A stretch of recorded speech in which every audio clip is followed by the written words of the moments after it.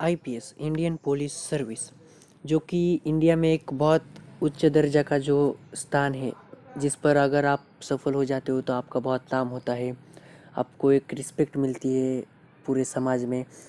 तो आज हम इस वीडियो में जानने वाले हैं कि आप आईपीएस कैसे बन सकते हो, आईपीएस के लिए क्या लगता है, उसकी एलिजिबिलिटी क्या है, उसके लिए आपको एजुकेशन कितना लगता है, रिक्वायरमेंट्स, और आखिर में देखेंगे उसकी सैलरी और उसकी पावर। तो चलो गाइस, आज के वीडियो को चालू करते हैं। उससे पहले अगर सब्सक्राइब नहीं किया तो सब्सक्राइब कर दीजिए चैनल को। हमने हमारे पहले वाले चैनल को आट्याजे चैनल खोला है, इसको सब्सक्राइब ज़रूर कर देना। तो चलो गाइस, कोई किसी भी देरी के बिना स्टार्ट करते हैं हमारे आज के वीडियो को। तो पहले हम देखते हैं कि आईपीएस के लिए क्या करना पड़ता है। तो सबसे पहले आपको एजुकेशन रिक्वायरमेंट दिखाते हैं आईपीएस के लिए। तो एजुकेशन रिक्वायरमेंट है, आपको 10th पास होना मांगता है। आपको 10th पास होने के बाद आपको 12th में आपको किसी भी कैटेगरी से पास होना है, लेकिन आपको रिकमेंडेशन आर्ट्स से, क्योंकि आईपीएस में जो सिलेबस होता है वो आर्ट्स से बहुत रिलेटेड होता है। इसलिए अगर आप आर्ट्स से पास होते हो तो आपको आगे जाके दिक्कत नहीं आती, आपको खुद सपोर्ट मिलता है। वैसे आप कॉमर्स और साइंस से भी ले सकते हो, वैसे कुछ नहीं, लेकिन एक्सपेक्शन बोले रिक्वायरमेंट जो रिकमेंड ज़्यादा से ज़्यादा लोग करते हैं तो वो आर्ट्स से रिकमेंड करते हैं। आपको 12th होने के बाद आपको ग्रेजुएशन कंप्लीट करना है, डिग्री कंप्लीट करनी है। वो भी आप ज़्यादातर आर्ट की कैटेगरी से करें तो आपके लिए अच्छा है, लेकिन आप कॉमर्स और साइंस से भी कर सकते हो, उसमें कोई बात नहीं। ग्रेजुएशन होने के बाद, ये सारी चीज़ें होने के बाद, आपकी 10th 12th और ग्रेजुएशन होने के बाद आपको यूपीएससी नाम की एक एग्ज़ाम देनी पड़ती है, जो कि यूनियन पब्लिक सर्विस कमीशन की एग्ज़ाम होती है। ये एग्ज़ाम आपको देनी पड़ती है, यूनियन पब्लिक सर्विस कमीशन। इस एग्ज़ाम में आपको 3 एग्ज़ाम देनी पड़ती है, मतलब इस एग्ज़ाम के 3 पार्ट होते हैं जो कि आपको आईपीएस बनाते हैं। तो उसके 3 पार्ट देखते हैं। तो सबसे पहले यूपीएससी एग्ज़ाम को आपको फॉर्म भर के आपको एग्ज़ाम की डेट लेके आपको एग्ज़ाम देनी है। इसके लिए आपको सबसे पहले प्राइमरी, यूपीएससी में आपको 3 एग्ज़ाम देखने को मिलती है, लास्ट का तो इंटरव्यू होता है। इसमें आपको सबसे पहले प्राइमरी एग्ज़ाम देनी पड़ती है।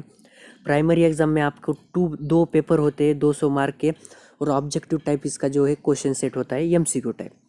प्राइमरी आपको क्लियर करने के बाद आपको एक साल बाद, आपको प्राइमरी क्लियर होने के बाद 1 साल पढ़ाई के लिए वक्त दिया जाता है, और उसके बाद आपकी मेन एग्ज़ाम ली जाती है।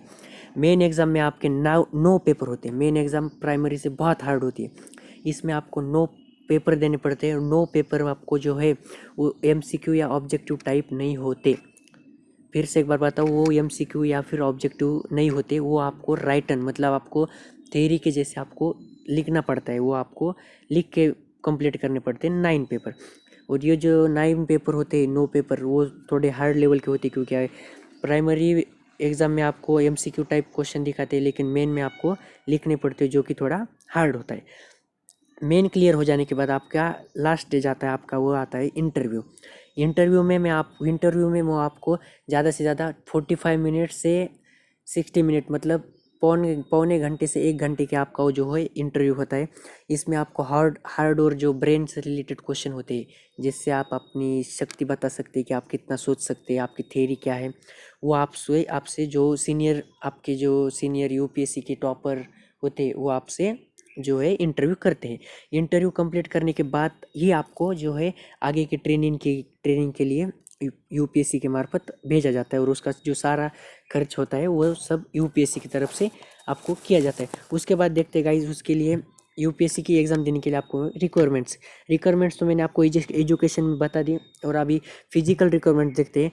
फिजिकल रिक्वायरमेंट्स में है, अगर आप मेल हो तो आपको हाइट जो है, आपकी जो हाइट होती है वो 165 सेंटीमीटर होनी चाहिए, वो भी ओपन कैटेगरी में। और अगर आप एससी, ओबीसी या फिर अन्य कैटेगरी से बिलोंग करते हैं तो आपके लिए छूट मिलती है। वो छूट होती है, आपको 5 सेंटीमीटर की छूट मिलती है, और इससे आपको 160 मिलती है एससी और ओबीसी के लिए। इसी में आपको चेस्ट होनी चाहिए 84।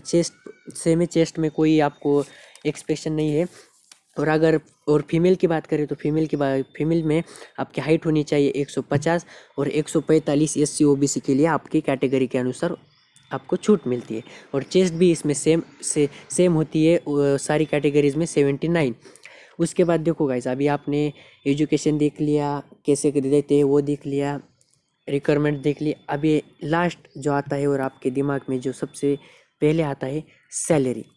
तो सैलरी देखते हैं। अगर आप फ्रेशर है, आपका पहले मतलब पहला ही साल चालू है आपकी नौकरी का, आप स्टार्टिंग सैलरी 56,000 प्लस आपको, फिर से बताता हूँ, 56,000 प्लस सैलरी आपको स्टार्टिंग में मिलती है। उसके बाद जो है आपको मैक्स सैलरी, मतलब आपकी जो आखिरी तक, मतलब आप रिटायरमेंट होने के जब आते हैं तब तक आपको मैक्स सैलरी मिलती है 225,000, मतलब 2,25,000 प्लस आपको जो है मैक्स सैलरी मिलती है। इसमें आपको जो आपकी गाड़ी की फैसिलिटी, होम रेंट, आपका आने जाने का खर्चा, वो सब उसमें आ जाता है। उसके बाद देखते हैं गाइस, उसके बाद ये हो जाने के बाद आपको मैं कुछ पावर्स बताता हूँ। जितनी मुझे मालूम है मैं तो वो बताता हूँ, आपको भी मालूम होगी। तो यार आईपीएस की पावर मतलब उसको 2 सिक्योरिटी गार्ड्स मिलते हैं, फैसिलिटीज़ बता रहा हूँ और पावर्स भी बता रहा हूँ। जो उसको जो है 2 सिक्योरिटी गार्ड्स मिलते हैं, उसका एक खुद की मतलब पर्सनल गाड़ी उसको मिलती है गवर्नमेंट की तरफ से, उसका एक पर्सनल असिस्टेंट जिसे आप पीए बोलते हैं वो मिलता है। उसके घर के लिए वो जो सामान मतलब ग्रोसरी वोसरी, उसमें भी आपको फैसिलिटी मिल जाएगी। और पावर की बात करें तो पावर की बात मतलब आपको आपका जो आपका एरिया दिया है उस एरिया में आपको कुछ आपके स्पेसिफिक एक्ट जैसे 144 ये लगाने की पावर मिलती है। लेकिन आपको इससे पहले आईएएस मतलब जो कलेक्टर है उनकी आपको परमिशन तो लेनी पड़ती है, क्योंकि वो पहला अधिकार उनको होता है। वैसे आप पूरा संभाल सकते हो और ज़रूरत के वक्त में या फिर कुछ मतलब मैटर कुछ हुआ है, झगड़े वगड़े, तो उसकी टाइम आप बंद कर सकते हैं या फिर आपके खुद से एक्ट लगा सकते हैं। जो इतनी सारी है जो आपको पावर मिलती है। तो थैंक यू गाइज़। अगर वीडियो पसंद आया हो तो लाइक कीजिए, कमेंट कीजिए और शेयर कीजिए और सब्सक्राइब ज़रूर करना। अगला वीडियो किस टॉपिक पे चाहिए वो आप कमेंट में जाके प्लीज़ बताएं।